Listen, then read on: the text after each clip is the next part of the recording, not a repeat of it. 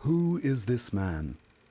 He had, as his contemporaries relate, the voice of one who can speak with gods and men and animals.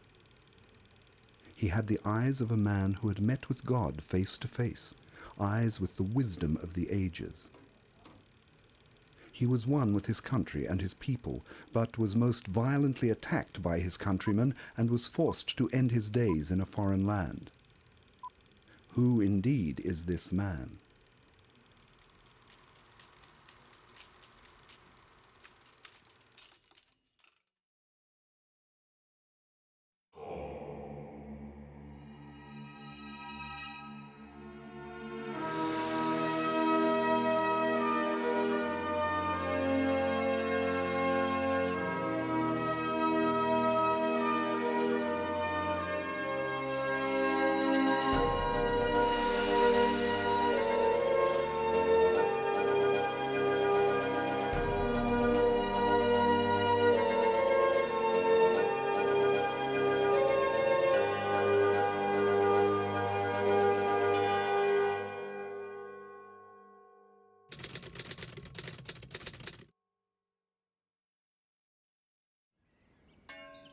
The Balkans at the end of the 19th century. Small, poor, and struggling for liberation from Turkish occupation, suffering Serbia was looking longingly towards Europe.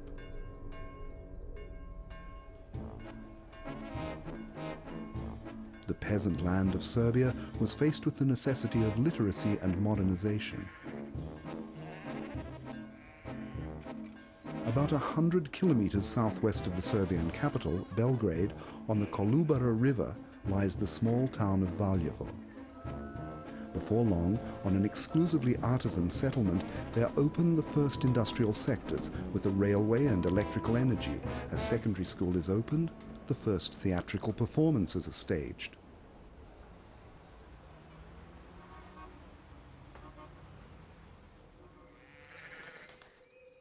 The village of Lelic, not far from Valjevo, on the slopes of Mount Povlen. Before the most tempestuous days of Serbian history, before the uprisings of Karađorđe and Miloš, a man called Ante Jovanović, from Banjani in Montenegro, moved in the 19th century from Bosnian Srebrenica to the village of Lelic. He was distinguished in both uprisings by his love for God and his country, and when the second uprising was ended, he was chosen as the governor of the Valjevo region of Podgorina with his seat in Lelic. Ante had two sons, Sima and Velimir, and his family divided into two groups, the Simićes and the Velimiroviches. So here we have the Velimiroviches. There were several households of them. There were both Sava Velimirovich and Novak.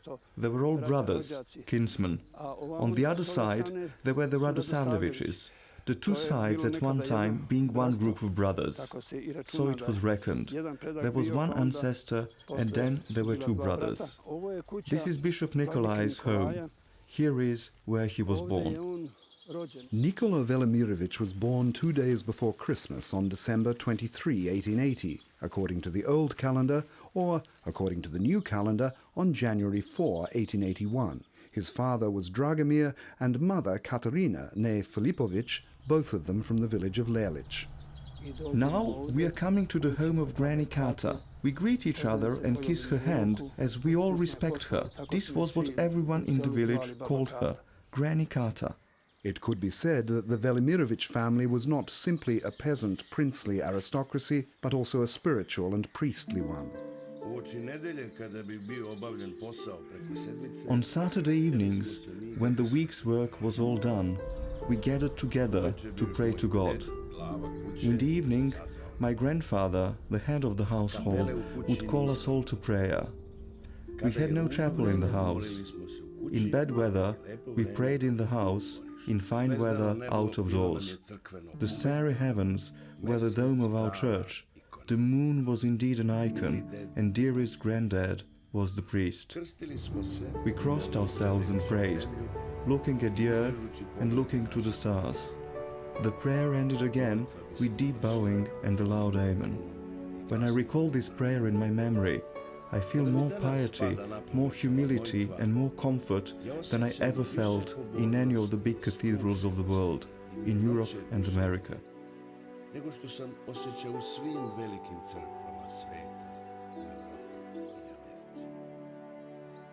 Bishop Nicholai recorded his memories of this period of his life.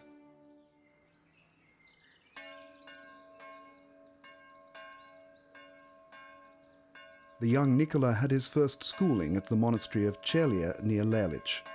Here, Father Andrea, the superior of the monastery, a man known far and wide as a benefactor and a man with a merry heart, a hero of Serbia's wars against the Turks, taught him love for his fatherland and spoke to him of Serbia's glorious and troubled past.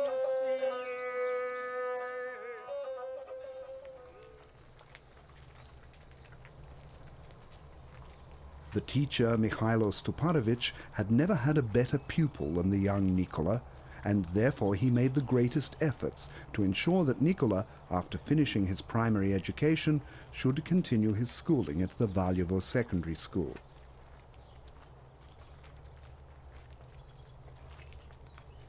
At the turn of the century, the Serbian intelligentsia had predominantly been of peasant stock and had got their schooling by working in the wealthy houses of the town. Many of Nicholai's friends were educated in this way, and he himself first lived in Valjevo with his old teacher, Mrs. Milka Chobanovic, who had in her youth been the first love of Milovan Glišić, and he helped her around the house. She was, in fact, that famous Milka in the Old Town songs. Yes, indeed, Serbia had been and still was a small country.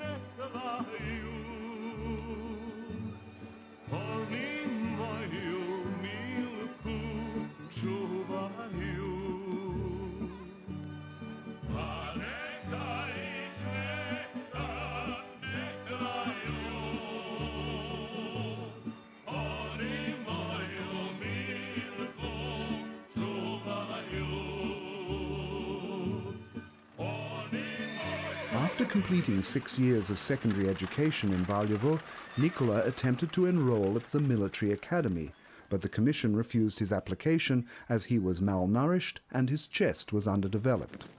Nicholai therefore enrolled in the theological and pedagogical school in Belgrade. It was no wonder that this young man, along with many of his contemporaries, was after a military career. After a whole century of fighting, Serbia was only just facing real and glorious battles. In 1903, in Belgrade, the leaders of the Putsch killed Alexander, the last ruler of the Obrenović dynasty, and Draga, his queen. The descendants of the leaders of the first Serbian uprising, the Karađorđevićes, came to the throne. Relations between Serbia and the Austro-Hungarian Empire became tense. It came to the outbreak of what was known as the revenue war between the two countries. In the Balkans, the movement to unite the southern Slavs became ever stronger. Nikolai Velimirovich, living in Belgrade in cheap lodgings without enough money, was finishing his seminary education as one of its finest students. He supplemented his income by working on the distribution of the Christian Herald under the influential and well thought of Prote Alexa Ilić. A younger, progressive generation of seminarians would gather around the Prote, together with eminent men of the Belgrade of that time, a few foreign envoys, many of the clergy, and nationalist workers from regions not yet liberated. In these circles, the lamentable state of the episcopate was criticized, and a solution was sought for the Church's problems. Nicholai wrote and published his first youthful and uncompromising newspaper articles in the Christian Herald. Let the person who brought up the question of the causes of the decline of faith and morals among us see one of its causes in this very fact and give it firm emphasis. We can only ask for our readers' attention, fulfilling our obligation to the Church, but those responsible in government can give no further thought to the inevitable consequences of such action. Following the practice of the day, Nicholai, after completing his studies at the seminary, was first employed as a teacher. This was in his home area in the village of Dracic, about 10 kilometers south of Valjevo. The young teacher took from Belgrade to Dracic not only his diploma from the seminary, but also a serious illness, scrofula, which he'd contracted through his life in damp and dank accommodation and poor food. The doctors prescribed sea air for him.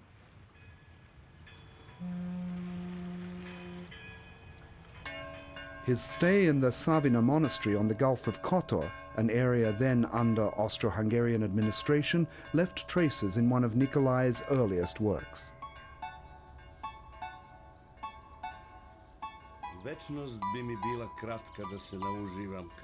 Eternity would, for me, be a short time fully to enjoy your loveliness, you beautiful Boca. Farewell, you pearl of this land. Farewell to you, proud Savina, that sits like a white swan beside the sea. Give, oh give courage to your loyal children, that most noble race of men, that they may endure in patience, with faith and hope, while awaiting the days when the hope of the Serbs will be fulfilled. Glorify, oh glorify the name of the most holy Mother of God, that she may, in her great mercy, hasten the day when all Serbs will be taken up into glory.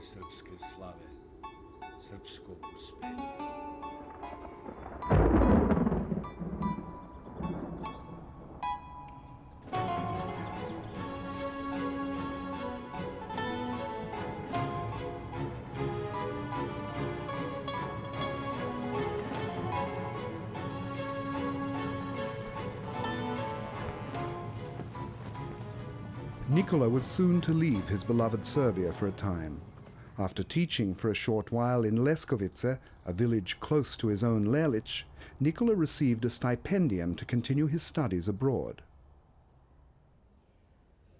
An eyewitness tells that Nicholai's departure to study abroad was decided in a conversation between Prote Alexa and the newly crowned King Petar I. We are preparing everything for the great state of Yugoslavia. I want to send people for study who will be bishops in the new state.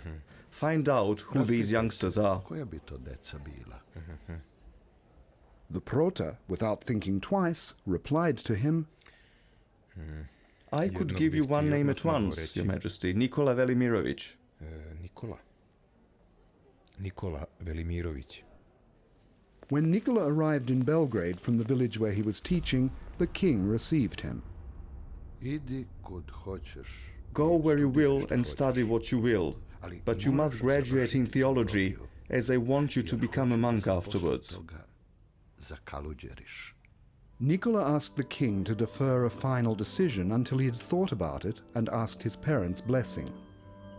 Be that as it may, Nicholai received a grant to study at the Old Catholic University in Bern, it being the most suitable Western university for Orthodox students. A generous grant allowed him to travel outside Switzerland and hear lectures by the finest theological professors in the German universities. After having passed his diploma examinations in Bern, Nicholai completed his doctorate on the theme The Apostolic Faith in the Resurrection of Christ as the Foundation of the Doctrine of the Apostolic Church.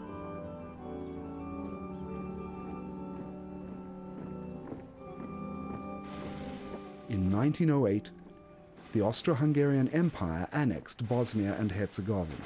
Among the Serbs, both those under Turkish occupation and those at home, a great unrest was evident. This time, though, war was averted.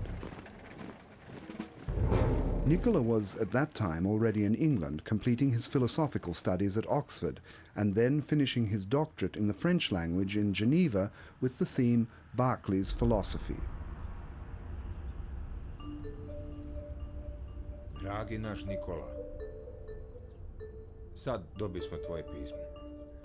Oh dear Nikolai, we've just got your very brief letter. As you wrote, in a bad mood, not knowing what to do, think or decide, to study and prepare for your exams or not, so if you don't feel you're ready to sit your exams and can't get what you need elsewhere, let me know how much you need me to send you. I'll take it from the valuable bank, which I will pay off with my shares, or will withdraw it from my savings account. I don't know where else. Your father, Dragomir.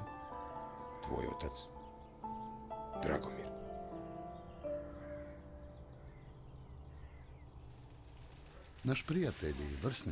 Our friend and worthy colleague, Nikolai Velimirovich, a doctor of theology who has spent a year in England and is working to finish his theological studies, has just most successfully completed his doctorate in philosophy. Dr. Velimirovich will finally be returning to his homeland at the end of this month. He returned to Belgrade with 2 diplomas and 2 doctorates.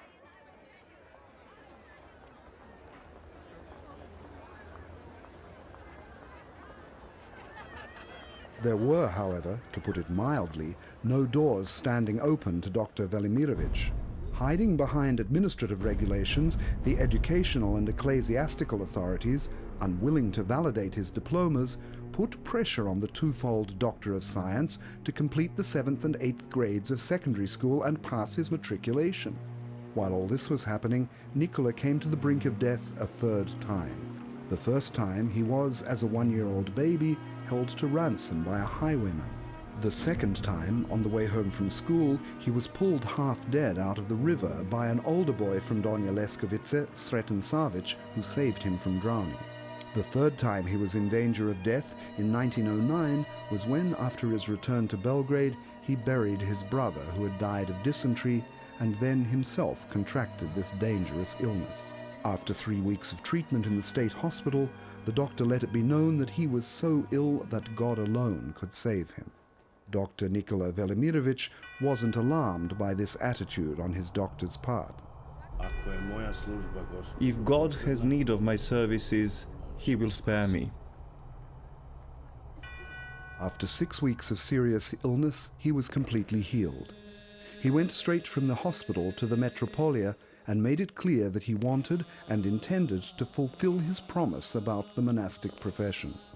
Metropolitan Dimitrie sent Dr. Velimirovich to the nearby Rakovica monastery, where, after 2 weeks as a novice, he was professed on December 17, 1909. At his tonsuring, he received the name Nicholai. Dr. Nicholai was ordained priest on December 20 the same year. In Belgrade, it had been whispered for a long time that Dr. Velimirovich was a great preacher. When the Belgrade press made it known that here a monk Nicholai would be preaching in the cathedral after Christmas on St. Stephen's Day, it was even early on difficult to find a place. The elite of Belgrade, one could say the nation's leaders, academics, university professors, generals, and even the king came to hear his sermon.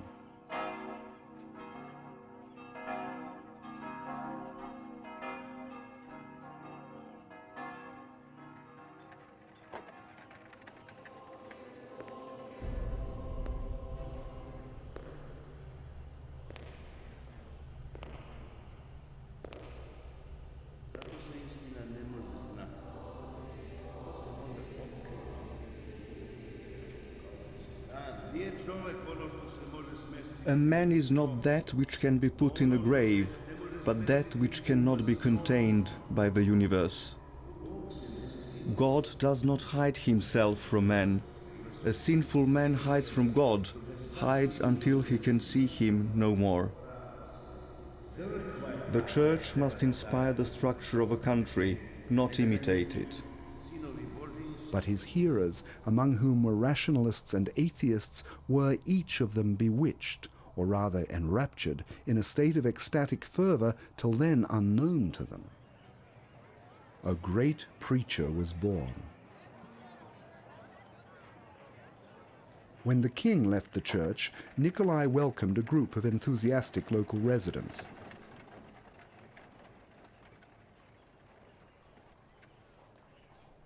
Some of them were shouting that he must immediately be taken to the metropolia, which is where he belongs.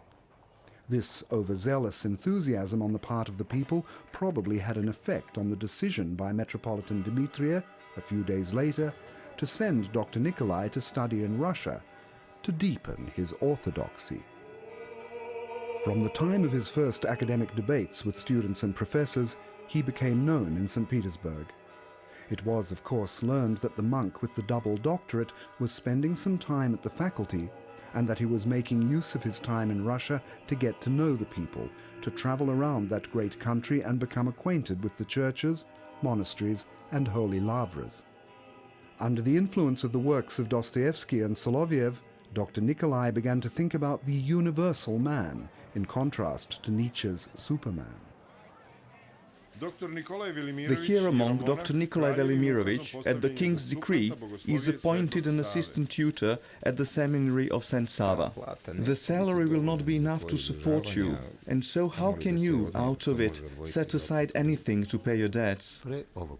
Before this appointment, the theological faculty of the University of Bern once again offered Dr. Velimirovich the position of assistant tutor at the university, and at the same time the editorship of the well-known journal, the International Theological Review, which was produced in 3 languages.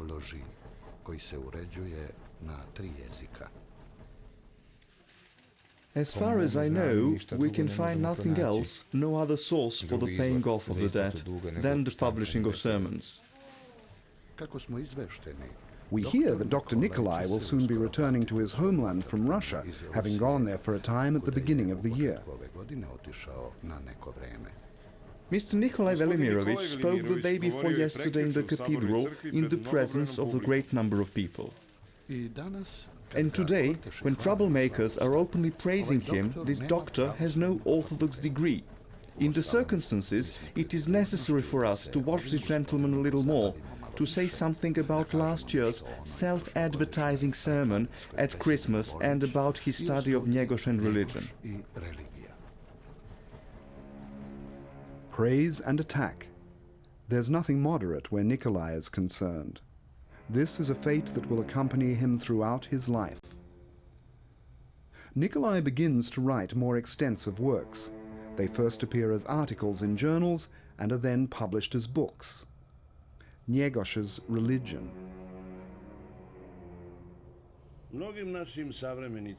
To many of our contemporaries, both rich and poor in spirit, religion appears as some old fortification, the corners and vertices of which are in ruin, the walls of which are pierced and worn through, its gateways fallen in, its doors twisted, and its thresholds broken up. But religion, as a creative force in man, is not dead but alive. It is today just as vivifying and powerful as it was in former times, except that today it is presented and expressed in a different way than formerly.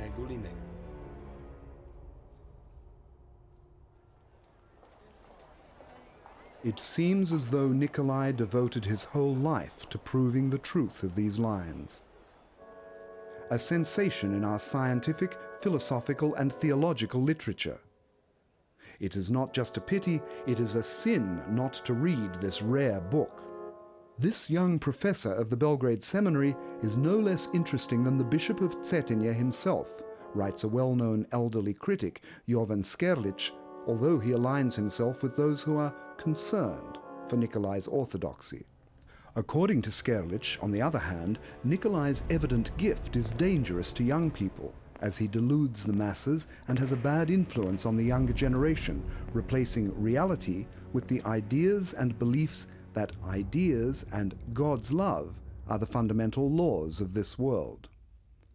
The history of the Serbian Orthodox Church as one of the local churches of Orthodox Christianity developed through the ages at the point of encounter between East and West, 2 Christian confessions and 2 faiths, Christianity and Islam. The Christianization of the Serbian tribes was a long and complicated process, which, beginning at the time of the labors of the holy brothers Cyril and Methodius and the phenomenon of literacy among the Slavs, was gaining strength. The founder of the ruling dynasty of the Nemanjićes, Stefan Nemanja, decisively opted for Eastern Orthodoxy.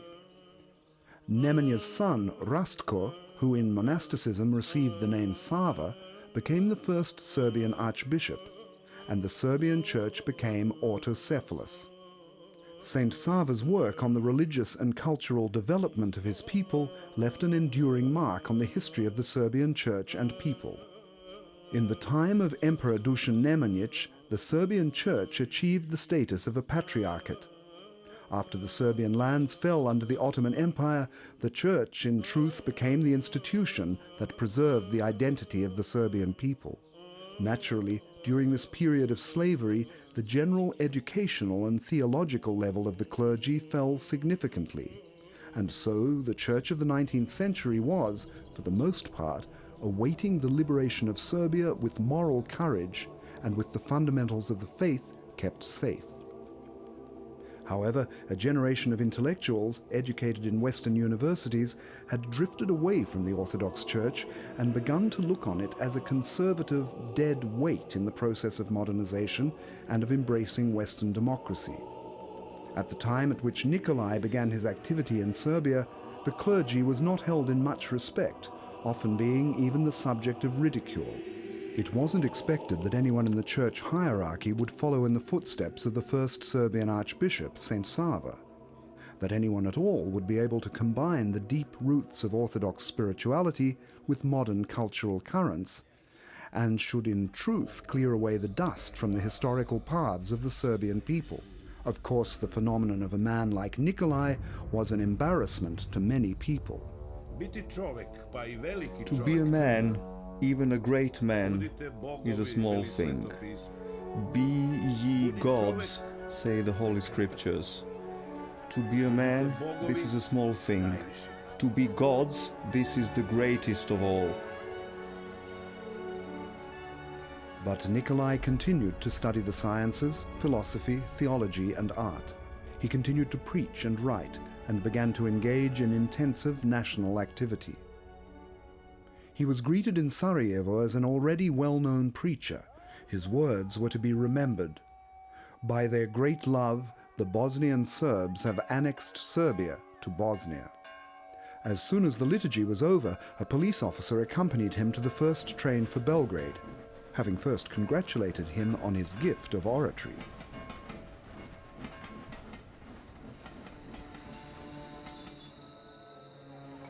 On his return, he was taken from the train in Zemun and subjected to rigorous questioning.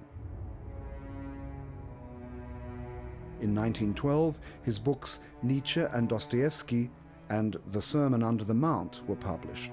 His contemporaries agreed that Nikolai's sermons made an impression on the souls of men in the same way that light enters into a dark room. A preacher that the 20th century needed has been revealed. The well-known Serbian writer Branislav Nušić put the sermon on The Great Name as an example of a sermon in his rhetoric.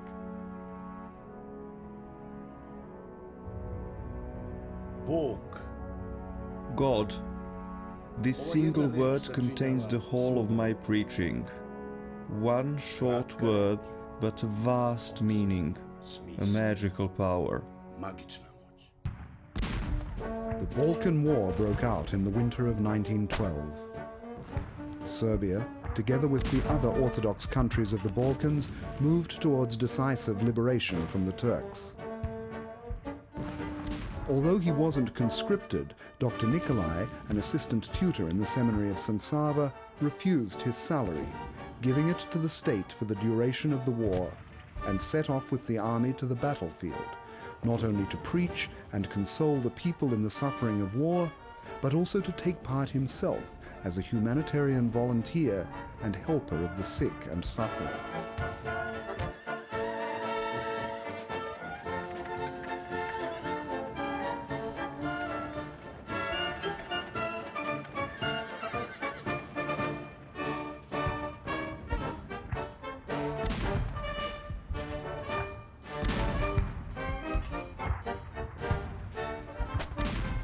After success in the wars in Serbia, the Holy Episcopal Assembly met in 1913, and its members agreed that Dr. Nicholai be elected bishop for the vacant diocese of Niš.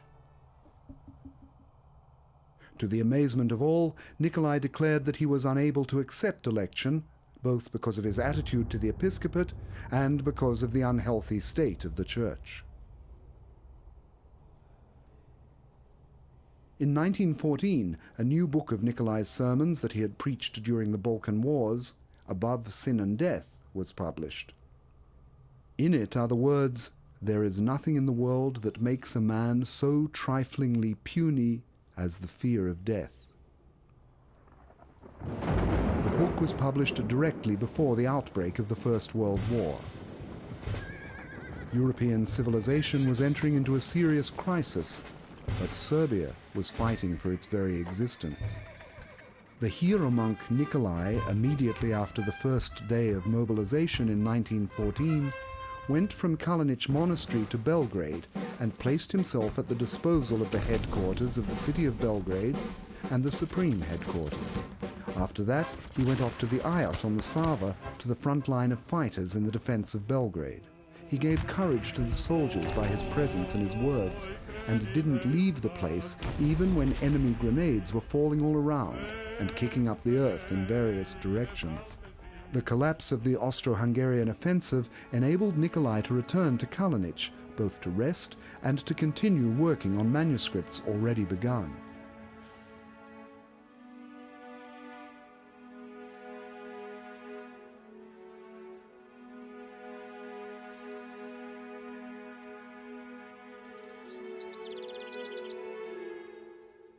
Up early, matins, then a walk through the woods above the monastery.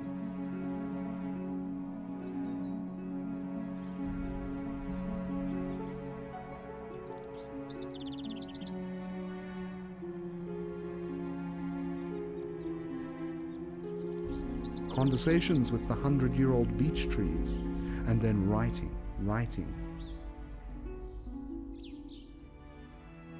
The rosette on the wall of the monastery, slightly worked over, was later to become a mark of protection on all his books.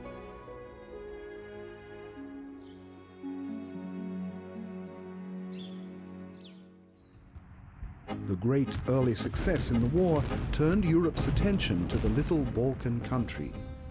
Germany's arrival in the Balkans to help the Austro-Hungarian army created critical times for Serbia. The Allies' aid to Serbia was totally inadequate. In April 1915, Nikola Pašić, the Serbian president, summoned Nicholai to Niš in order to send him to England to explain Serbia's situation and its role in the war. We have agreed, the king and the government, that you must go to London. Tell them that we are in a storm at a sea. A large ship can bear the buffeting of the waves, but what it is like in a small dinghy that is towed by the large ship.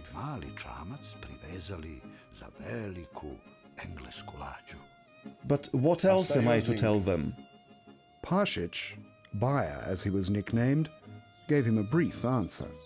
It will tell you of itself, Nicholai. As King Peter's chaplain at court, Nicholai went first to Paris, where he spoke before the Yugoslav Council in words which, by their originality and power, stood far out from the words of the politicians present. In London, where he still knew almost no one, he began without hesitation in Hyde Park. Instead of speaking, he played on his shepherd's flute, on which he had learned to play as a child in Lelic. People gathered, interested in this strange priest and his unusual instrument. At last, Nicholai began to speak.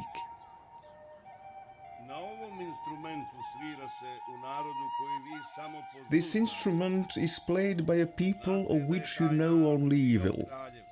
You know that this people has killed kings. You accuse it of having killed Ferdinand, the heir to the Austro-Hungarian throne. I want you to know that Prince Lazar, a prince of this people, stood on Kosovo field in 1389 with his army as the protector of the Christian Europe and gave his life for the defense of European civilization. I want to say, by the way, that at that time there were as many Serbs as there are English today. Today we are a tenth of that number. Where are they? They perished, struggling for freedom and defending their culture. i braneći svoju kulturu.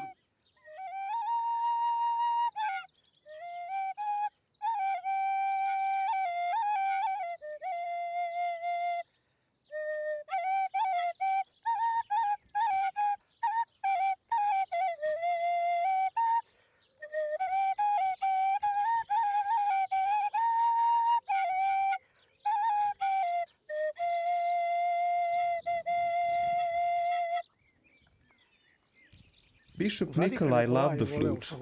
I had carried some suitcases for him that were filled only with flutes, single and double. There was nothing else in them. The English clergy invited Nicholai to speak in their churches.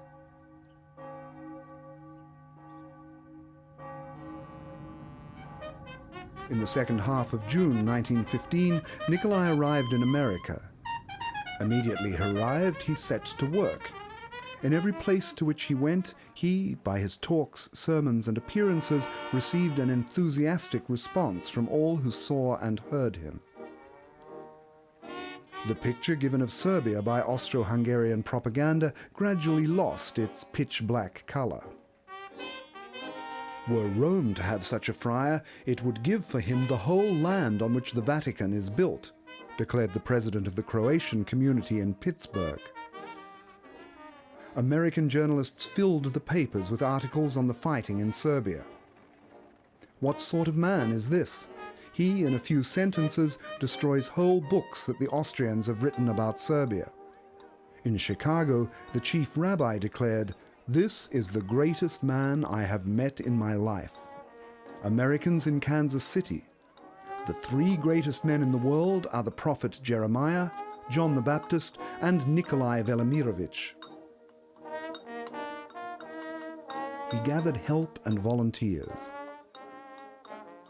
At the end of the war, the great American scholar of Serbian birth, Mihailo Pupin, bewitched by Nikolai's ability, was to declare, "That which was done in the Middle Ages by Saint Sava in foreign climes has been done in these days by Nicholai for the Anglo-Saxons." Serbia was entering its most difficult period. Enemy armies were occupying the land from all sides, and the Serbian army was retreating across the frozen Albanian mountains.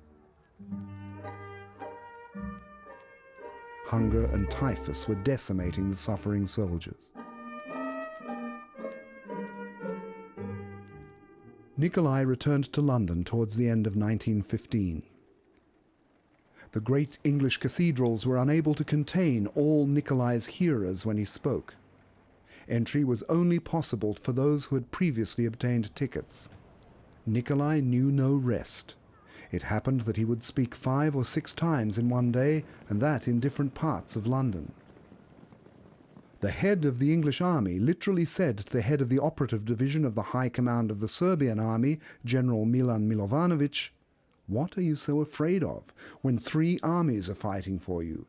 Your army, the Allied army, and a third army, Father Nicholai." When in 1916 the whole of the contemporary world was gathered together for the Shakespeare tercentenary, Thomas Hardy, John Galsworthy, Rabindranath Tagore, Bergson, Romain Rolland, Santayana, Metterlink, Sienkiewicz, Nicholai also spoke. All those present were astonished at the appearance of this black monk, and even more at his perfect English and the content of his sermon. I do not know Shakespeare. It is impossible for me to know him. But Shakespeare knows me. He has described me. He has described all the secrets of my heart in such a way that, reading him, I find my very self in him.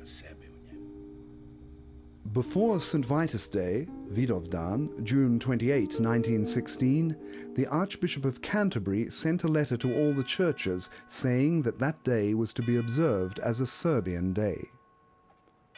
Hieromonk Nicholai spoke in St. Paul's Cathedral in London, the first non-Anglican priest to do so.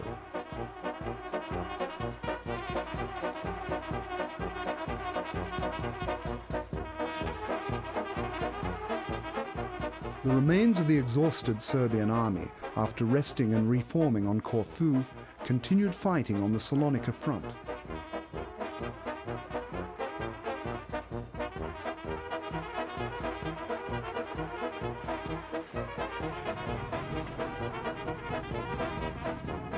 The great victory and heroism which was in 1918 to accompany the penetration of the Salonika front by the Serbian soldiers was to bring them worldwide glory and to bring freedom to Serbia.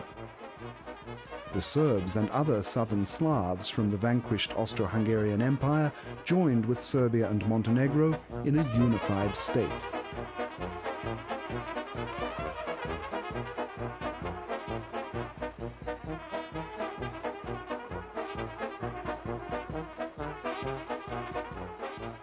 During the First World War, there were in London, along with Nicholai and with similar goals and tasks, several eminent Serbian intellectuals: Slobodan Jovanović, Jovan Cvijić, Bogdan and Pavle Popović, Čedomilj Mijatović, Dimitrije Mitrinović, and others.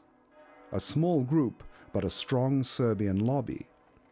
Cooperation with the Serbian Council, contacts with representatives of the other Yugoslavs, and also with eminent Czechs, Russians and Poles, a common grasp of the dramatic crisis in Western civilization, discussions on the new humanity and new Christianity, and especially the enthusiastic utopian ardor of Dimitrije Mitrinović, all of this influenced Nicholai to draw once again on certain ideas with which he was occupied in earlier days. Around the end of the war, he wrote his famous work, Words on the Universal Man. As opposed to Nietzsche's Superman, a concept of Western civilization which more and more aspired to totalitarianism, he placed the Slavic, Balkano-Mediterranean and Far Eastern concept of the universal man.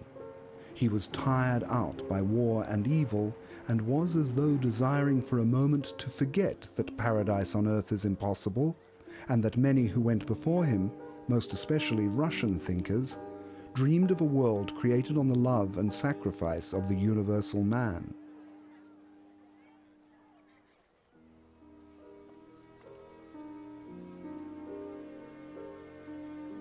Kada bi se vi učutali kao bogovi, Were you to be as silent as gods, you would be reconciled like gods. Were you to seek yourself in them, and not them in yourself, you would hear how they wash one another's feet. It would be heard on all sides, on the Ganges and the Jordan, on the Nile and the Amazon, everywhere, in all the rivers in which you drown one another in their name, they wash one another's feet. Oh, that you would just wash your mouths out. Words on the Universal Man, a religious poetical work with many elements of Eastern wisdom, in which the heroic figure, mythologically seen as Ananda Vrangavran, makes a plea for universal brotherhood, was welcomed by many as one of the most serious books to appear in Serbian culture. Nicholai grasped deeply that Christ, the God-man, couldn't be concealed behind the universal man, either by short-term tactics in the struggle against atheism, or from deep concerns over the destiny of fragmented humanity. Authority. Representatives of the greatest world powers were gathered in Versailles, but God had no representative there. How then could that treaty be believed in? Were not people offending God by not inviting Him to be present and put His seal on that treaty? Did not Great Britain, a Christian country, sin against God by not inviting Him to be on its side in this instance, when victory became a reality? Nicholai said this, among other things, in a sermon given in England after the conclusion of the Treaty of Versailles. Among his hearers, silence reigned. Nicholai paused at length and then cried out, na kolena Velika Britanio. On your knees, Great Britain! On your knees, I pray to God to forgive you for not summoning Him to confirm the treaty that you dictated to the vanquished. His hearers fell to their knees, and Nicholai finished his sermon with a prayer. There was an immediate appreciation of the spiritual quality in Bishop Nicholai personally, and also as a representative of the Orthodox tradition in Serbia. People were very clear about his spiritual quality, and by extension the spiritual quality of the church he represented. And the fact that he was able to make friendships with very influential people meant that it became possible to use some of the facilities here. Bishop Nikolai Velimirovich is a great inspiration in this process of deepening our Christian conversation and finding ways in which we can serve Christ in one another. And that's why we have chosen his name to be associated with the scholarship, which we are trying to collect funds for, to assist people recognized and approved by the Serbian Orthodox Church who wish to pursue further education and further studies in this country. As a mark of the recognition of the whole of his work in England, the Archbishop of Canterbury and a large group of the most eminent Englishmen gave him a pectoral cross and a certificate. The friends you made during the time you spent in England can't let you go without a visible sign of our respect and love. We have listened to your preaching with great joy, the one and the same gospel that is addressed to the whole of mankind by the one Redeemer, our Lord Jesus Christ. While he was still in England, the Holy Episcopal Assembly of the Serbian Orthodox Church, in March 1919, elected Dr. Nicholai to be Bishop of the Diocese of Zhicha. Arriving in Serbia, Nicholai thanked them for the honor, but once again refused episcopal consecration. The Serbian president, Stojan Protic, followed by various prominent people, attempted to persuade Nicholai. Yes, yes, these brethren and gentlemen is your thinking. Nikolai must simply become a bishop and everything will be all right. But other and much more vital necessities and questions are silently passed over, which must be thought about and acted on. This is not just a question of filling the empty place brought about by the death of a bishop.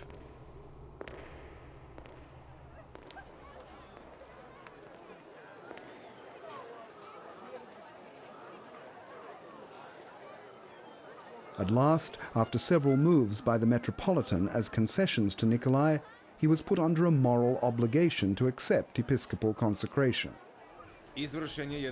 One of the most significant events in the recent history of our church took place on May the 5th, 18th, in the cathedral. Dr. Nikolai Velimirovich was consecrated as Bishop of Zhicha. On June the 20th, the new Bishop of Zhicha, Dr. Nikolai Velimirovich, arrived in Čačak. A huge crowd of people went out to the Morava Bridge on that day to await his arrival.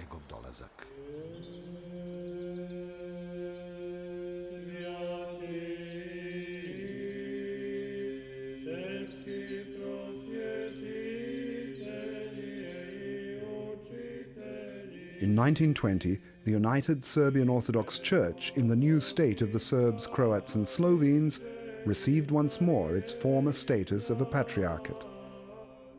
Around the end of the same year, the assembly released Nicholai from his duties as Bishop of Zhicha and appointed him Bishop of Ohrid.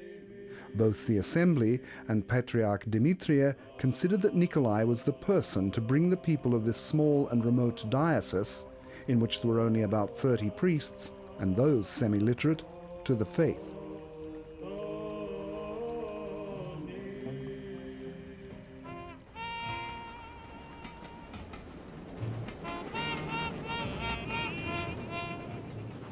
The Black Colony in New York asked its new bishop to preach a sermon in their church, St. Philip's. Before the service, 40 black boys went into the church carrying Serbian and American flags, which were warmly received. After the service, one of the priests introduced the bishop to his flock and said that the Serbian bishop Nicholai, a son of the heroic Serbian people who was known throughout the world, would speak. An extraordinary sermon was followed by the Serbian anthem, Bože pravde, sung by 1,500 throats. Nicholai, who continued to travel a great deal, worked on the organization of the Serbian Church in America. He gave a series of lectures, visited England, and attempted to resign as a diocesan bishop in order to give his full attention to missionary activity. But when this was not accepted, he quietly went off to Ohrid.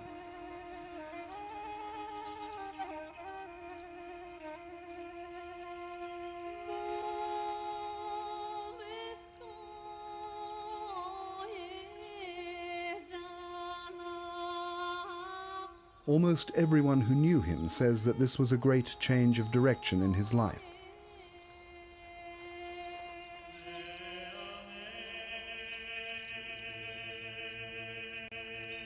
From a learned religious thinker of the global type of man who was careful about the influence his actions would have, who worked to bring about the most comprehensible dialogue with modern spiritual currents, he became a mystical solitary, an ascetic and man of prayer of the strictest Orthodox type, the hermit of Ohrid.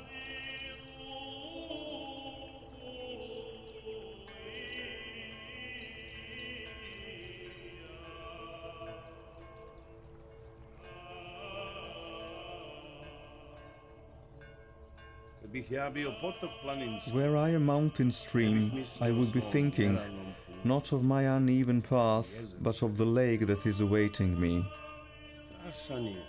Terrible indeed is the abyss into which those fall who are enamored by events that pull them down. O Heavenly Mother, my only love, set me free from slavery to events and make me thy slave.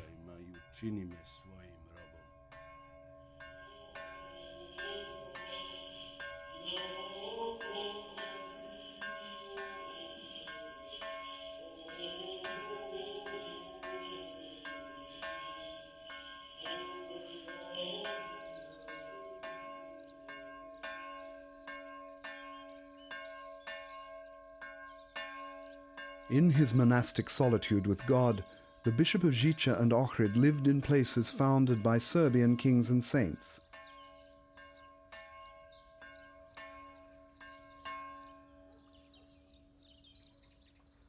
Simply, without personal needs. His whole life was poor, lived among a people as modest and poor as he was. God's people. He carried God in himself. Of course, there were those who were delighted at this development, while others found new reason to attack him. In 1922, his book Prayers by the Lake was published. Bless my enemies, O Lord. I also bless them, and do not curse them. My enemies have done more to drive me into thy hands than have my friends. My friends bound me to the earth. My enemies loosed me from the earth's bonds, destroying all my hope in the things of earth. They made me a stranger in the earthly kingdoms, and a useless dweller upon earth. As a wild beast that is hunted finds a more secure shelter than one that is left in peace, so I, persecuted by my enemies, find my safest refuge hidden within thy tabernacle, where neither my friends nor my foe are able to destroy my soul. Bless my enemies, O Lord. I too bless them and do not curse them.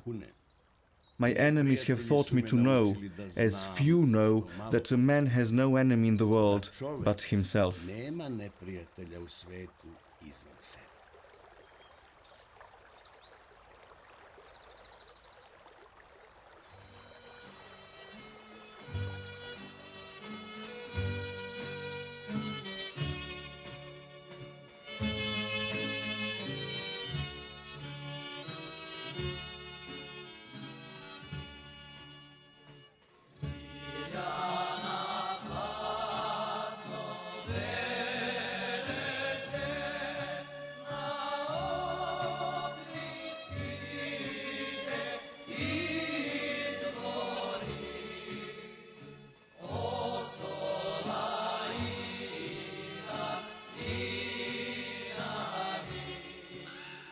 Before making journeys all around the diocese, the bishop would, in breaks in his writing, walk through the streets of Ohrid and on the shore of the lake.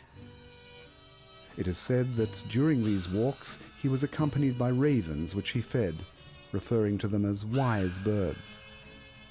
One raven in particular was always hopping around the bishop, behind and before him. It was as though Ananda Vrangavran, in a symbolic presence, was seeking of the bishop a further, deeper knowledge.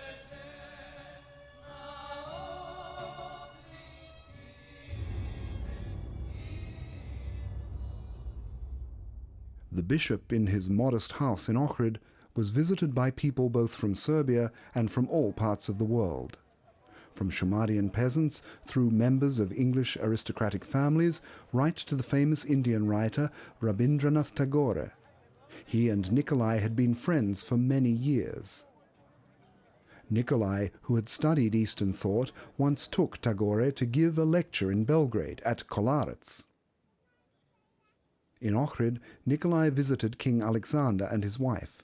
The king's relationship with Nicholai went through various phases.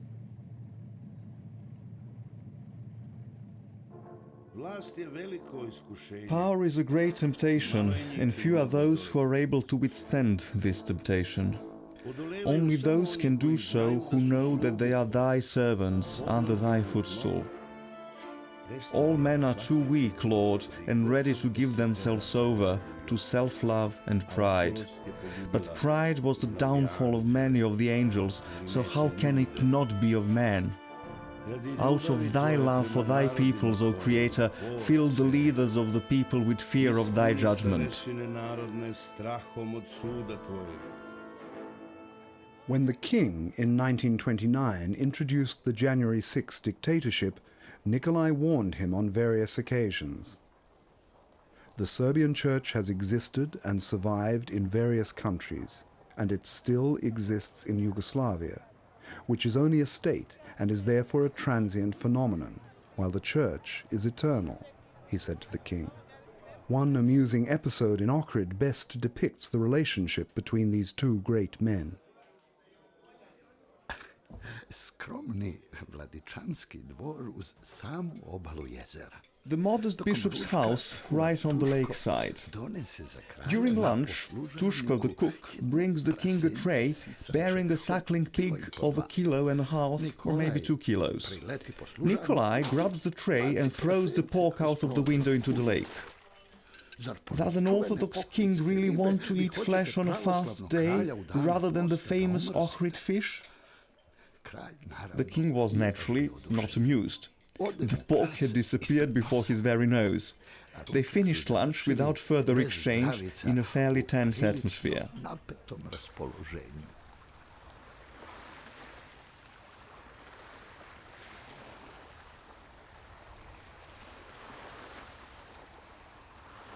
Nicholai had a sense of humor and often knew how to use it, both in conversation with people and also in some of his sermons as a means of emphasizing the force of his message.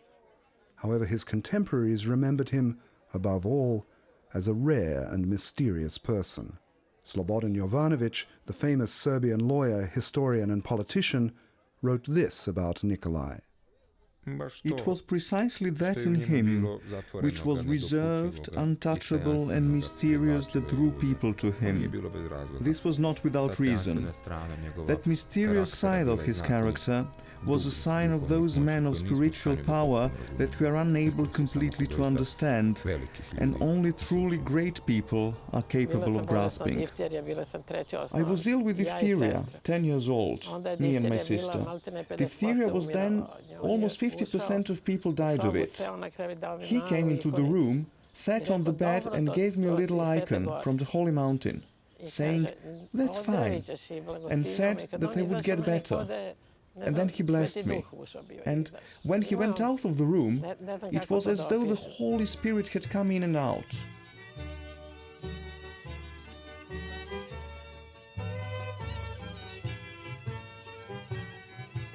The people of Ohrid loved and respected him. They knew him simply as Grandpa Bishop.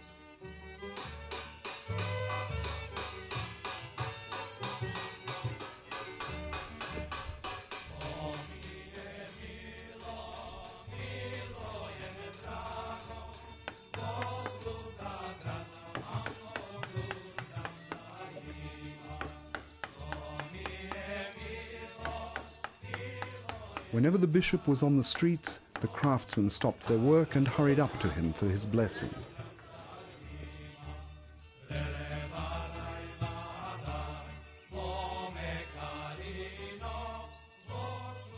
Bishop Nicholai travelled to the Holy Mountain on church business and on to Constantinople, and also once more to America and England. In 1925, Bishop Nicholai took part, together with the Patriarch, other bishops and the King and Queen, in the translation of Niegos's relics to the restored memorial church of St. Peter on the summit of Mount Lovchin. The sermon by the famous writer of Niegos's religion left an indelible impression on all present. Nicholai linked Niegos's virtues with those of Montenegro, a country that has, through the ages, given many great men to the Serbian people. Bishop Nicholai told the enthusiastic Montenegrins that, in the troubled times that were coming, it was necessary to combine the impetuosity of Šumadija with the steadiness of the Montenegrins, combining courage with wisdom.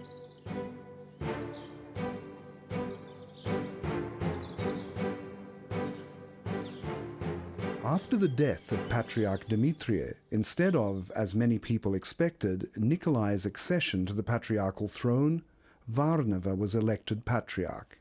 The dioceses of Ohrid and Bitol were combined, and thus Nicholai became the bishop of a far larger diocese.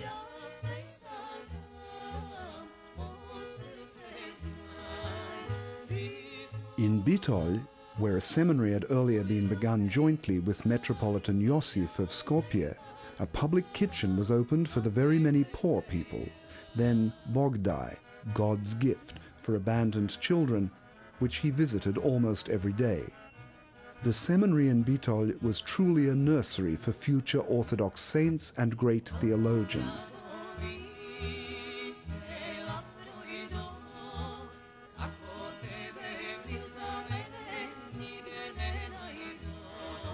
The bishop spent his free time in writing and prayer, sleeping very little.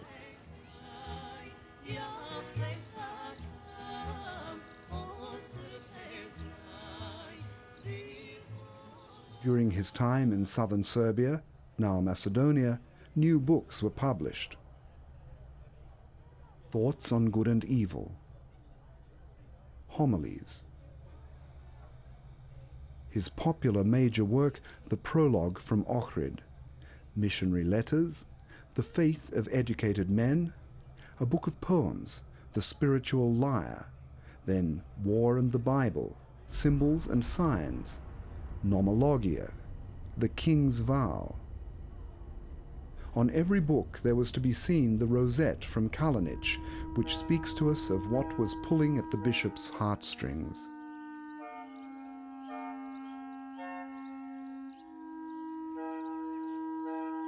The bishop worked in Ohrid and Bitol on the restoring of old and famous monasteries.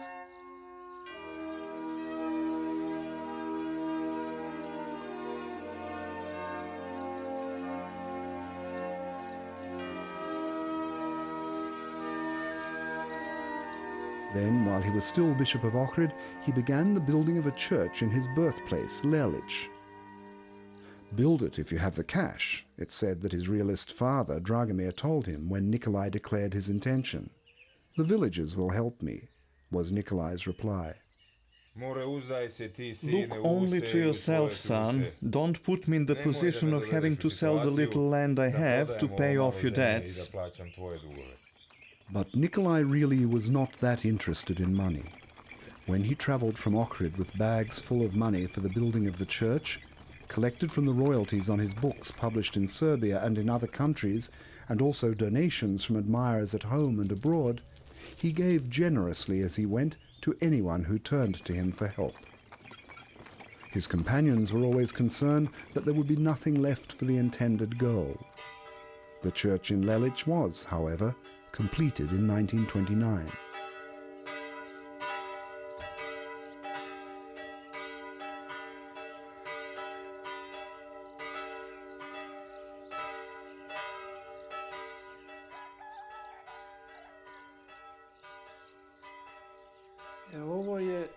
So, this is Bishop Nikolai's room and bed, on which he rested when he came to Lelic.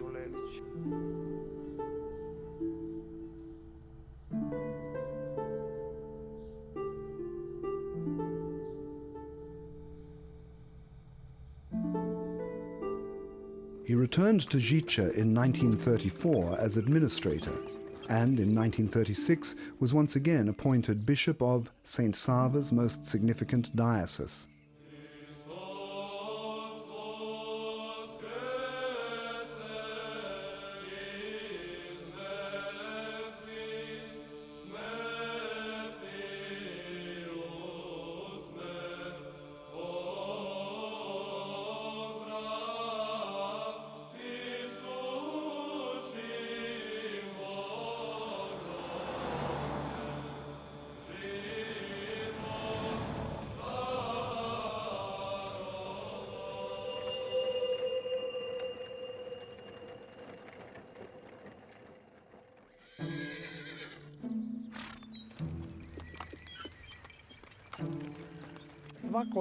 Every morning, the coachman set out from Zhicha with a carriage and arrived at exactly 6 o'clock to find the bishop already coming down the steps.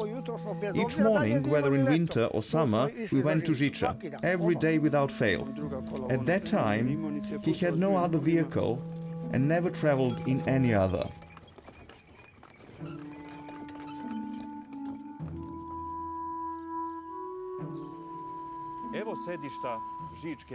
This was the seat of the Zhicha diocese during the episcopate of the Holy Bishop Nikolai of Zhicha and Ohrid, and of all Serbia. He lived, slept and wrote here. On his return to the Diocese of Zhicha, Bishop Nicholai gave himself to the great labor of restoring the existing churches and monasteries and building new ones. He was given yet another title, the Restorer Bishop. The monasteries of Rudenica, Jovanya, the Monastery of the Holy Trinity, the restoration of Zhicha, and then the Ascension and the Transfiguration, the Annunciation, St. Elias and the Meeting,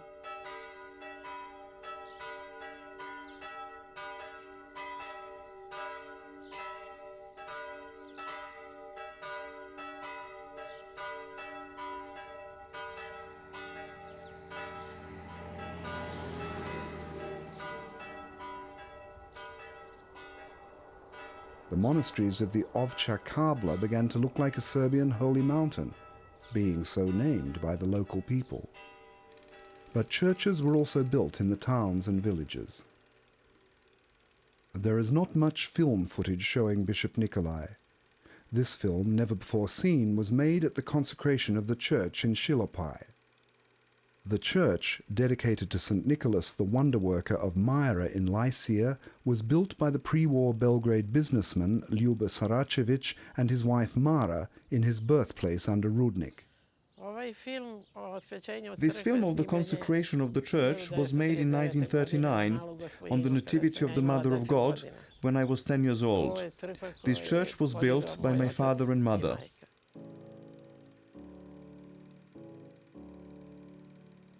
The founders. The welcome at the Kriva Reka railway station. The procession to the church. The welcome in front of the church.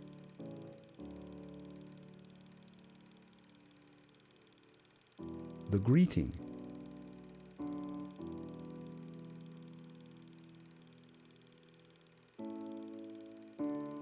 The consecration.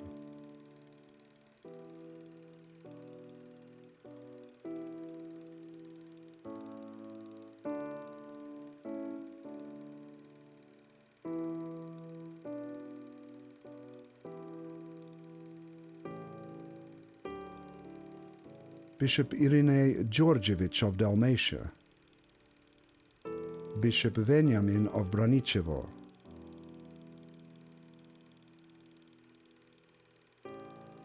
the King's Delegate,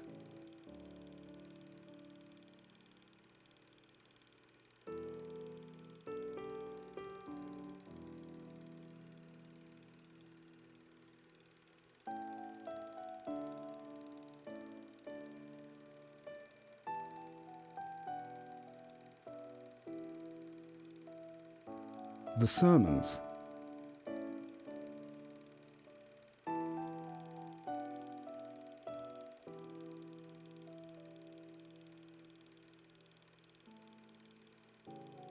the people in their best clothes, the folk dancing, the common table,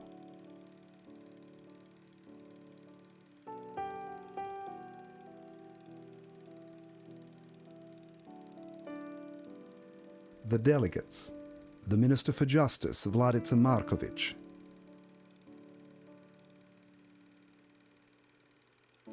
the Minister for Religious Affairs, Voja Janjic,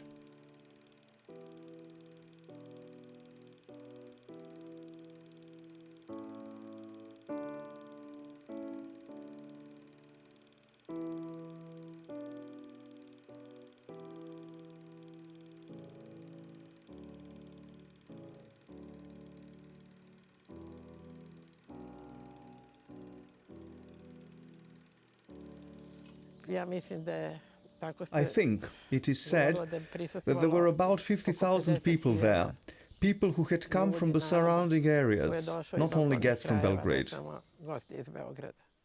In the Kingdom of Yugoslavia after the First World War, an unusual religious and moral movement began to spring up, which was in time to grow into a great spiritual force for the Serbian people. An Orthodox Christian brotherhood, or devotional movement as it was often called, began spontaneously as a reaction to the spread of atheism and vulgar materialism from the sincere desire for the moral renewal of simple people, laymen from the villages and towns. With enormous missionary enthusiasm, a few of them in peasant dress moved among the people to preach Christ's teaching on salvation. They all desired an active church. The Orthodox clergy were at first reserved towards these devotional groups. Very quickly, though, at the suggestion of the Holy Assembly of Bishops, Bishop Nicholai accepted the spiritual leadership of this spontaneous movement.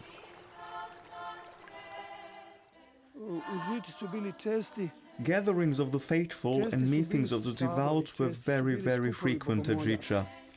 The church was full every Sunday, and pious people came from the surrounding villages and sung. After the Holy Liturgy, spiritual songs were sung in front of the church. The bishop always celebrated and preached in the especially beautiful way that Bishop Nicholai had. For about 20 years, until the Second World War, the devotional movement was to grow to number 400 brotherhoods with several 100,000 members. From year to year, devotional gatherings were held, at which the most welcome guest was Bishop Nicholai. I well remember that year, in 1938, the great gathering at Zhicha. This was the biggest devotional gathering. When everyone was gathered, there were 100,000 people, if not more. I don't know if any area was left out. From Vojvodina, Serbia, even from Macedonia and from Montenegro. There were a great many missionaries and preachers there. I would say 50 or even 100 maybe. By day and night they went, barefoot villagers, men and women hungry from fasting, with icons carried aloft, singing spiritual songs and crossing themselves, heading for Zhicha to pray in their bishop's presence and receive his blessing. And then amazing things were spoken of. For example, how they got on, what sort of reception they had from the people, that sort of thing. And then they recorded some things. In certain places, people refused to receive them. And then, he said, they had to go from one village to another. Don't drive them away, don't throw stones at them, for you could hit Christ, Bishop Nicholai said of the devout pilgrims. After the Second World War, during the time of the communist dictatorship, the pre-war devotional groups and the children of their families did a great deal to promote the survival of the Orthodox Church in Serbia. The greatest number of priests, monks and nuns were recruited from their ranks.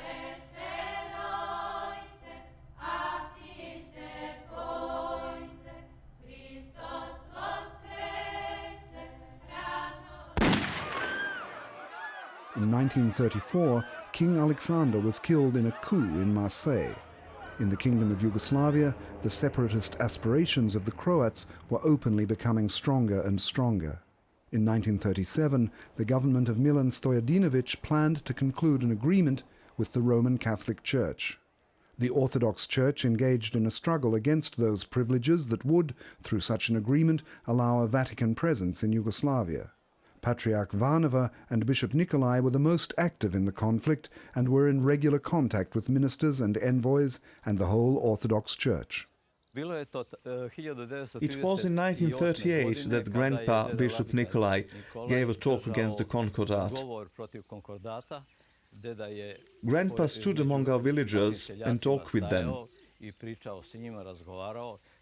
I was somewhere there as a child in a corner. In Belgrade, the police attacked a procession with clubs. Among those injured was Bishop Simeon of Shabatz.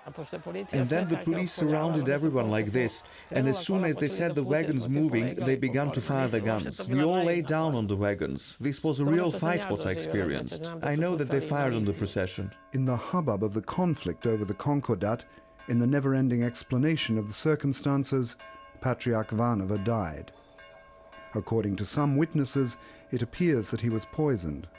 The Montenegrin Metropolitan Gavrilo Dožić was chosen as the new patriarch. The Concordat was not adopted in Parliament, but an unhealthy situation in the country indicated the approach of disaster. About Nicholai, I remember him. I was a young girl going to church. He was sitting and people were crowding around him. He was sitting on a little chair and having a meeting. What we had to do. That war was coming. The dark clouds of war were gathering over Europe. Cvetković Marček's government signed the joining of the tripartite alliance, but the protests that were followed by demonstrations and a putsch were supported by Patriarch Gavrilo and Bishop Nicholai. I must tell you about how the tripartite alliance was signed. Cars came from the court for him and off he went. He and Patriarch Gavrilo overturned the tripartite alliance and placed the king on the throne. This is right. It's all true.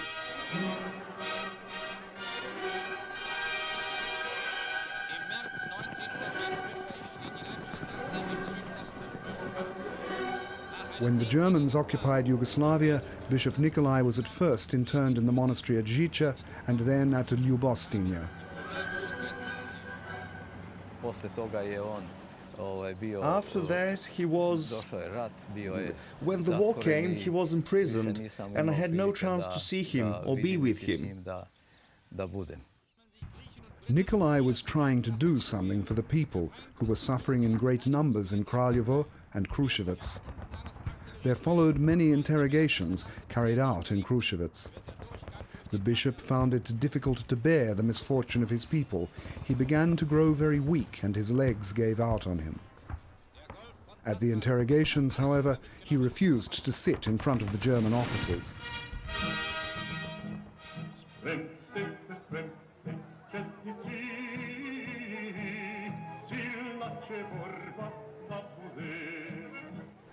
Armed Chetniks and partisan groups were active in the area around Ljubostinja, but the bishop was visited in the monastery by clergy and monks.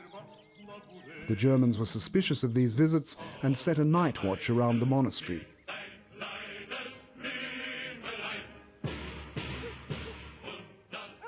The nuns going in and out of his room with lighted candles was thought by the watchers to be some sort of signal. A thorough search of the monastery produced nothing. They didn't even discover the Jewish mother and daughter of the Neuhaus family, whom the bishop was hiding there with false documents. Vladika Nikolai je došao sa monaškom odorom za moju majku. Bishop Nicholai came with a monastic habit for my mother and wrapped me in a couple of sacks. He bought a whole lot of winter provisions, throwing them into sacks and concealing them with his legs so that his cassock covered them. And so we passed through the German ring, trembling and terrified. Of course, on the bridge on the way out of Trstenik towards Ljubostinja, a soldier asked him where he was going and what he was doing. He said, "I've just been shopping." He was successful because he spoke to him in German, and so we crossed and were saved. He then took us in and gave us into the care of the abbess at the monastery. We were there for 18 months. Although they did not find the concealed mother and daughter, the Germans nevertheless took the bishop off to Kruševac. Who knows how things would have turned out if hieromonk Vasilije Kostic, a refugee professor of the seminary at Bitol, hadn't brought an "in case of need," a decoration for civic service which the bishop had received back in 1935 for his help in the setting in order of the First World War German military cemetery, and this from Hitler. The general, who was interrogating the bishop, ordered that he be set free and returned to Ljubostinje.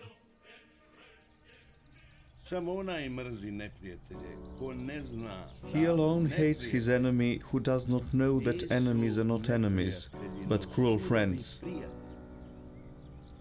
It is really hard for me to say who has done me more good and who more ill in this world, my friends or my enemies. Therefore, Lord, bless my friends and my enemies. At the time of the fighting in and around Kraljevo, the Germans emptied the bombs of 6 planes on Zhicha monastery. An enormous hole was opened in the church and the monastic buildings were burned. This was a hard blow to Bishop Nicholai, both because of his labors and the love he had devoted to the restoration of Zhicha before the war. He was left only with his writing. His friends were not able to supply him with enough paper, which was then in short supply.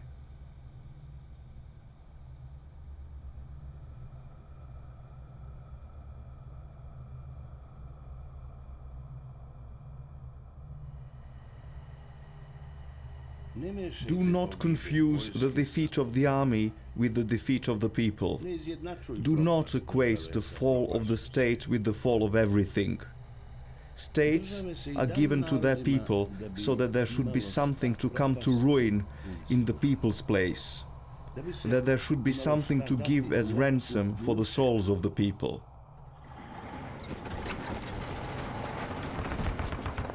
At the crack of dawn on December 3, 1942, the German army blockaded the monastery of Ljubostinje on all sides. They rushed into the monastery during the morning service and took Bishop Nicholai, his nephew Jovan and hieromonk Vasilije off to the monastery of Vojilovice near Pančevo. There many guards were awaiting the bishop in a genuine prison regime. Denied visitors and the possibility of leaving the monastery buildings, they were in prison walls. The prisoners were only allowed in the monastery church on Sundays and feasts to celebrate the Holy Liturgy. The bishop and hieromonk Vasilije gave themselves the task of correcting the translation of the New Testament made by Vuk Karadžić. When a German captain once, on a visit to the prisoners, offered the opportunity to go for a walk from time to time, Nicholai, whose legs were weaker and weaker, answered him.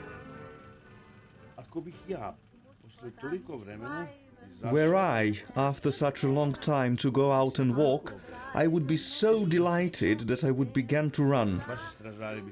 Your guards would conclude that I had decided to escape and they would open fire and kill me. And so I would perish guiltless in error. The bishop did not abandon his sense of humor when things became difficult. When they transferred him to Vojilovice, Nicholai openly mocked at the officers for having sent 14 lorry loads of soldiers for him, one old man. "You would have done better to save your petrol," he said to them then. The prisoners at Vojilovice were soon joined by Patriarch Gavrilo. In September 1944, the Germans took Bishop Nicholai and Patriarch Gavrilo from Vojilovice in windowless railway coaches to the concentration camp of Dachau.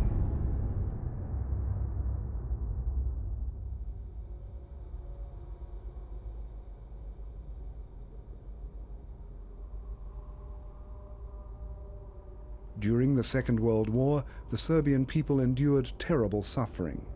Fired on in all parts of Serbia and in Jasenovac, suffering in wars with Germany, the Ustašes, the Bulgarians, and also in civil war. But these two great Serbian personalities arrived at the ill-famed camp of Dachau. These two weakened, sick men in advancing years shared the fate of the other prisoners in the camp, but they were soon taken to the camp hospital. Intervention from all sides finally bore fruit. They left the camp and were sent under military guard to recuperate in Bavaria and Vienna. The Germans tried all the time to manipulate them for their political ends and the struggle against the Yugoslav partisans, though without success. The fall of the Third Reich and the coming to power of the communists in Yugoslavia found them in the Tyrol, where they were finally liberated by the 22nd American Division of General Collins. In the chaotic situation at the end of the war, when a large number of Serbian emigrants were unable to return to their homeland because of the communist dictatorship, though some of them were given into the hands of Tito's partisans by the English, Bishop Nicholai and Patriarch Gavrilo arrived at last in England. From there, the Patriarch returned home, but Bishop Nicholai, his health seriously undermined, went to America in 1946, further and further away from a Serbia that was in the embrace of a deceptive ideology of brotherhood and a unity of equality.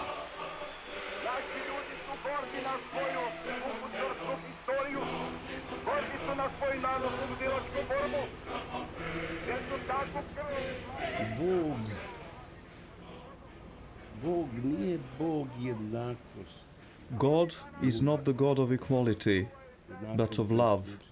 Equality would exclude all justice, and all love. It would exclude all morality. From the grave of love, there grows justice. From the grave of justice, there grows equality. Look more closely unto yourself, and you will see that you never in fact desire equality. That which you desire is not an equalizing of all, but the rising up of the small and weak to the great and powerful. But, not having the power to rise up the small and the weak, you drag the great and powerful down from their heights to the level of the small and weak.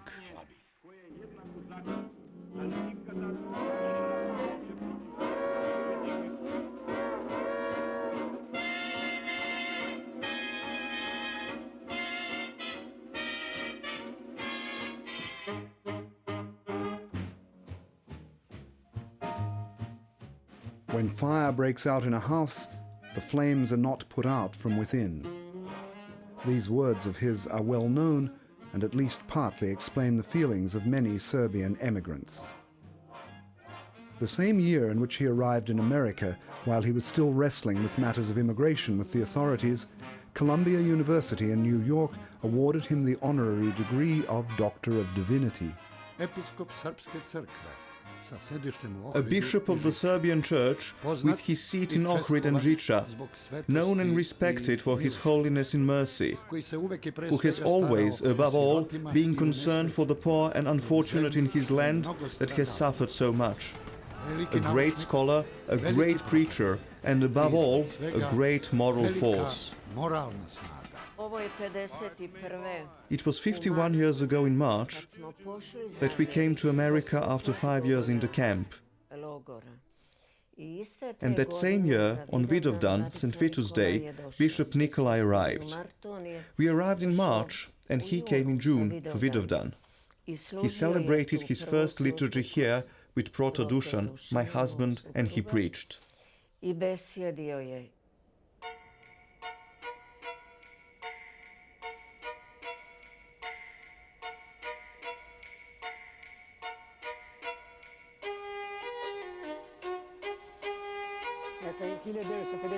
So then, in 1952, when Holy Bishop Nicholai came to consecrate this church, I was a young man. There were about 4,000 odd people here. Quite simply, everyone came. The press was also here, you know, and his talk was published. He even preached part of his sermon in English here in this church. It was an event of first-class importance, first class. The Serbs were then still completely, well, people from whom you had no need to keep your distance, of whom it was thought they were worthy of respect.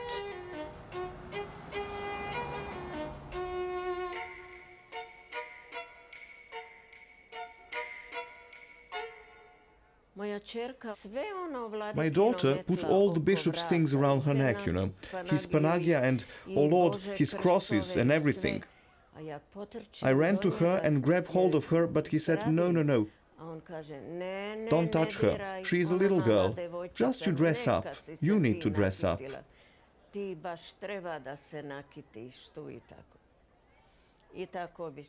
And he smiled and went to his room. He had a table, a big bedroom. He would sit there the whole night, writing all the way till dawn.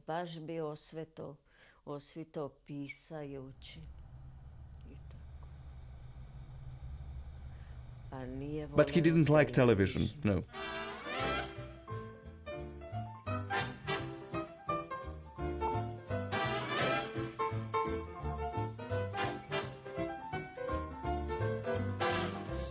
Sunny day with a smile on my face, I'll go back to that place far, far away. Both Orthodox and other Christians counted Bishop Nicholai among the apostles and missionaries of the New World. Various groups of constantly bickering Serbs vied with one another around the bishop, trying to draw him onto their side. O discord and jealousy, daughters of the serpent of hell, where would it live if there were no Serbs? Nikolai's friend from pre-war days, Uncle Stevan Tolic, sang on one occasion. It is worse still now.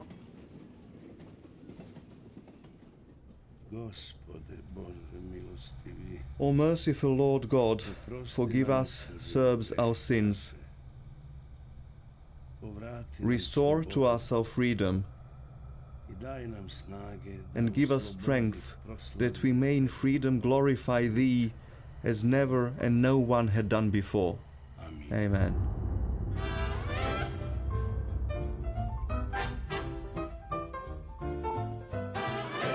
Nicholai continued his missionary work in America and wrote sermons. But, among other things, because of a difference of opinion with Dionysie, the bishop of the Serbian Church in America, he withdrew to the Russian monastery of St. Tikhon. There he taught in the seminary and was given the post of rector. He never ever indulged himself. He lived extremely modestly. One suit, one cassock, one of everything. He never had a suitcase or anything like that. As far as was possible, he kept in touch with Serbs in Serbia. He answered letters, encouraging, teaching, and sending help. He wrote to his nephews, Jovan and Tiosav. I am unable to live without speaking and writing.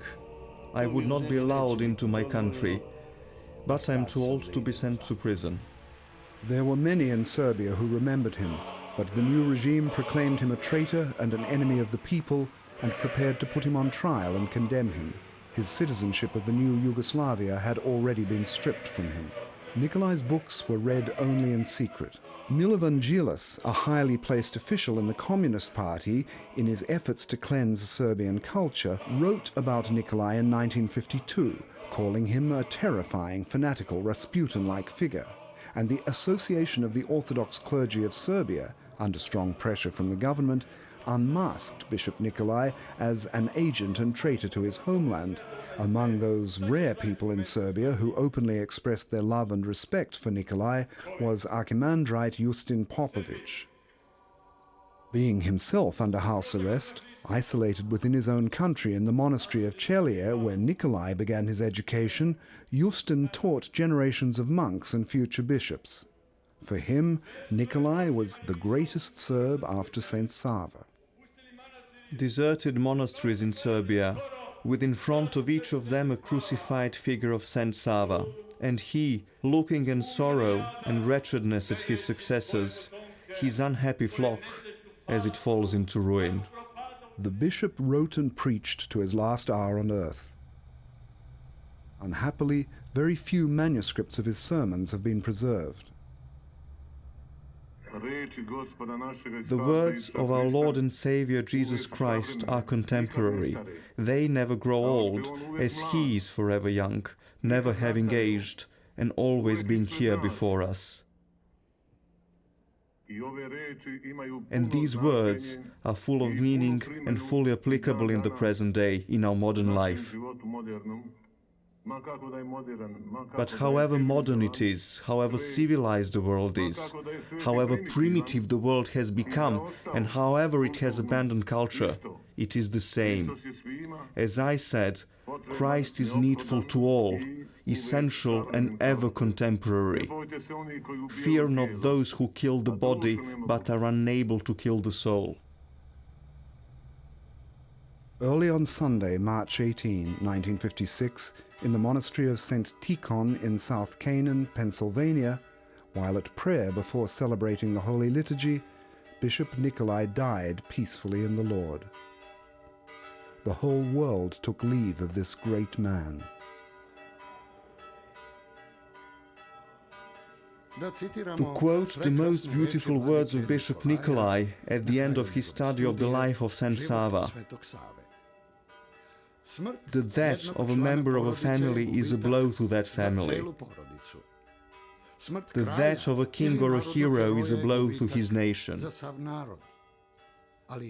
But the death of a saint is a blow to many nations, or even to the world. For a true saint is like heavenly ozone to weaker human souls. When the news of his death reached Belgrade, the bells of all the city churches rang out at the same time. Bells tolled all over Serbia. The church in Serbia had undergone persecution and had survived, as the Christian Church of the Apostles had done under much persecution throughout its history. Along with Abba Justin, who in his famed annual memorial services in Lelic sustained a living link with this new Serbian saint, the new bishops preserved his veneration. As with many of the saints, the veneration was born among the people even while the saints were still on earth. This was also the case with the holy Bishop Nicholai.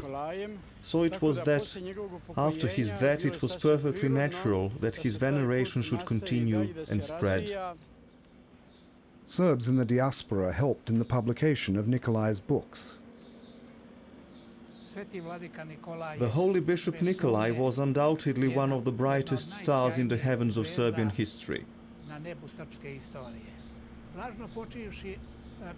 Prota Milica Protic, of blessed memory, spent 40 years collecting the works of Bishop Nicholai with the desire that they be published on the occasion of the 40th anniversary of his ordination to the priesthood. This did not come to pass, and he jealously guarded them. When atheism came to our land, Bishop Nicholai became, as a religious thinker, a persona non grata. Publication of his works was banned, and Milica kept them hidden. When I was elected Bishop of Western Europe, he said to me, "Vladika, you are going to the free world. I will give you all that I have collected of Bishop Nikolai's. Publish it somewhere in the West." I had to carry a little at a time, so that it was not found and confiscated at the frontier. When I had taken out about half of it, he became rather ill. He called me and said, "Just in case, God forbid, of anything happening to me, I have made 3 copies of all his works. One copy is built into the wall of my bedroom behind this wardrobe. One is in the bell tower of the church in Mirjevo, and one is in the Vujan monastery. So if they find and destroy one of them, I know where the others are." Although in Serbia there were continued attacks on Bishop Nicholai as a heretic, reactionary, Mason, British or German agent, and even, when necessary, enemy of the people and reactionary, they only drew forth from the devout people an even stronger love for the bishop and sense of his holiness. Even during his life, the Serbian people considered the holy Bishop Nicholai to be a saint. This was especially so after his death. The Serbs began to venerate him as a saint and to invoke him in their prayers, particularly in the dioceses of Šabac and Valjevo. But what can be reckoned to be Bishop Nikolai's first proclamation as a saint and this was what it was called for a long time in our diocese, took place on March 18th, 1987, in the Cathedral Church in Szabadz. Bishop Jovan, his nephew, was present at the Holy Liturgy, and the Holy Episcopal Liturgy was celebrated by Amphilochius, the then Bishop of Vršac, or rather Banat. In the presence of a church full of the devout, both clergy and people, the icon of the Holy Bishop Nicholai was brought into the church and the first Holy Liturgy was celebrated. With the blessing of Bishop Stefan of Zhicha, we desired, before he was officially included in the diptychs of the saints of the Serbian Orthodox Church, to celebrate the liturgy to the glory of God and with his name.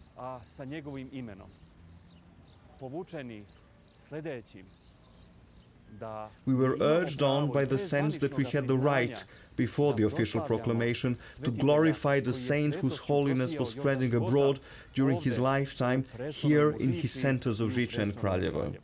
The first frescoes and icons of the holy Bishop Nicholai were begun.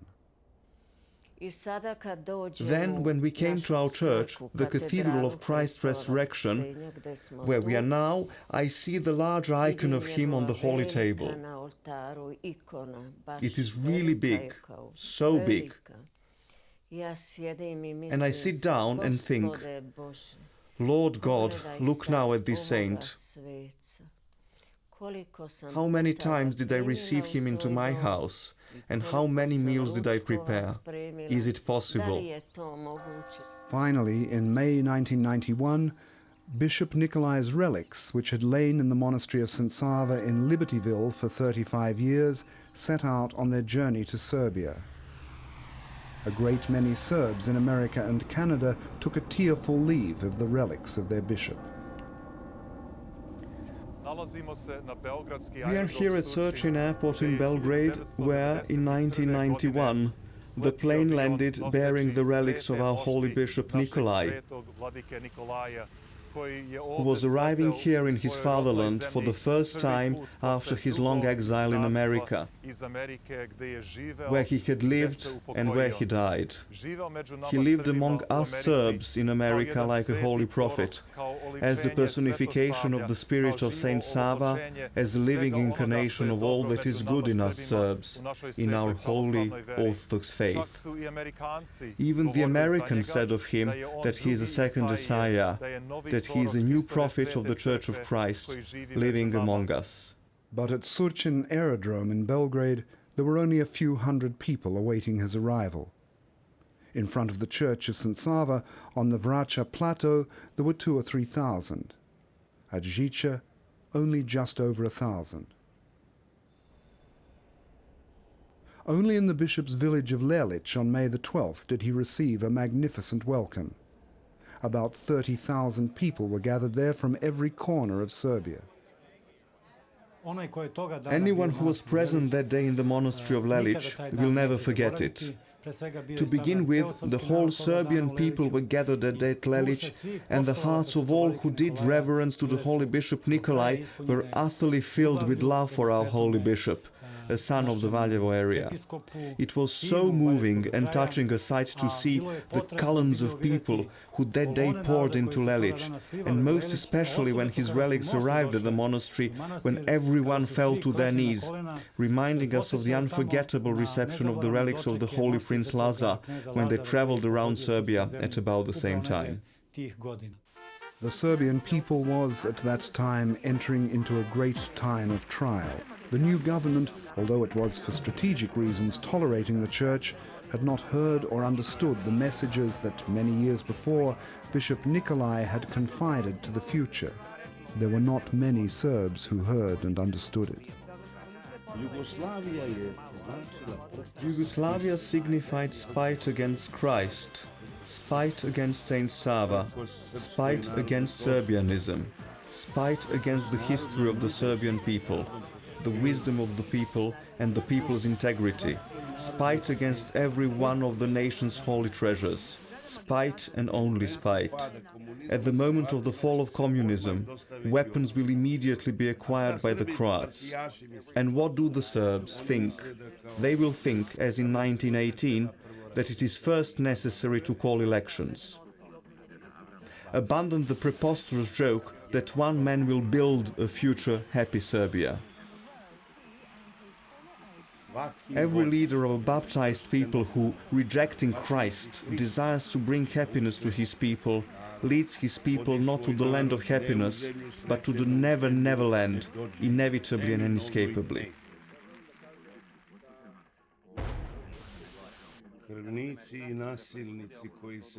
The murderers and tyrants, who at other times retreated in terror through darkness and tight places, have now become leaders of the leaders and princes of the princes. Indeed, they will not consume their wealth in peace, but will squander it in memorial wakes for their kinsfolk. They will dream of deceptive and devastating uprisings, and they will leap up at midnight, terrified and sweating. Their life will be long, that their punishment may be even longer. It will be worse for their people which gave birth to them than for the Jewish people, for they had the example of the Jewish people and did not learn from it. They will hearken to calumny of their name and will not dare to peer out of the window. They will look on their people enslaved in great lines and will be afraid for themselves. And they will listen, in dreams and in waking, to the cursing of their name, and they will tremble but will not be able to die.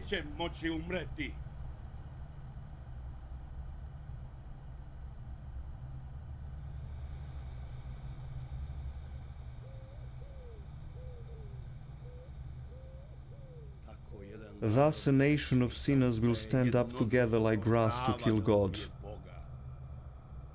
And the knife that they raised against God will slip, and they will stab themselves in the heart. Of course, people are not always willing to listen to prophets. Attacks on Nicholai continued on all sides whenever anyone recognized himself in his words, just as it was with the prophets of the Old Testament. From the flood of the most inspired prophetic words with which Nicholai reprimanded both his own people and other nations when they forgot God, his present-day enemies would single out several lines which they would reckon to be sufficient indictment. Nicholai, a reactionary, an anti-Semite. It could quietly be said that the prophet Jeremiah was a greater anti-Semite than he was. St. Augustine described God as having a beauty that was ancient but always fresh. The truth is that if you marry fashion, the passing fashion of a particular moment, you're very quickly made a widow or a widower as things change. So to be deeply rooted in that ancient tradition is extremely important, or else we're carried away with every change and every fashion. Often more greatly valued abroad than at home, Bishop Nicholai has long been recognized as a saint both by the Serbian Church and by other local Orthodox churches. He was proclaimed in 2003.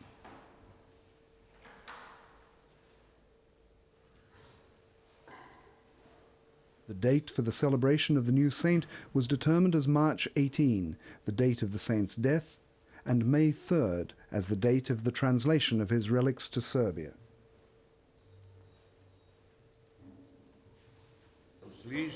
Hearken, O Lord, the prayers of thy righteous men Sava and Nemanja for thy sinful people, and save thy people, for it is thy people, although it is sinful.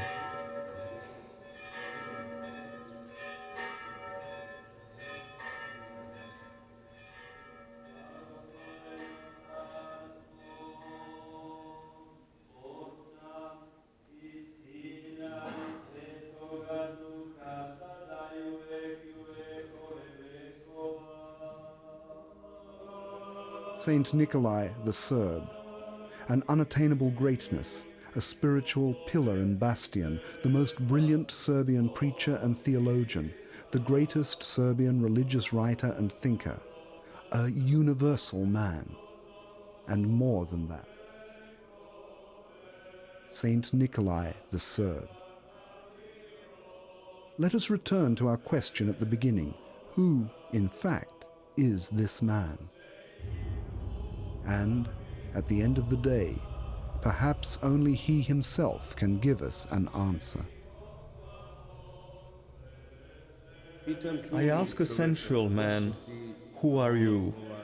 And he replies, "I am I." And he thinks of his body. I ask a thinking man, "Who are you?" And he replies, "I see two sides in myself, and I make my way between them, associating first with one and then with the other." And he is thinking of his instinctive and conscious soul. I ask a spiritual man, "Who are you?" And he replies, "There is someone in the depths of my soul. I stretch out my hand to grasp him, but see that to do so I would need arms longer than the universe.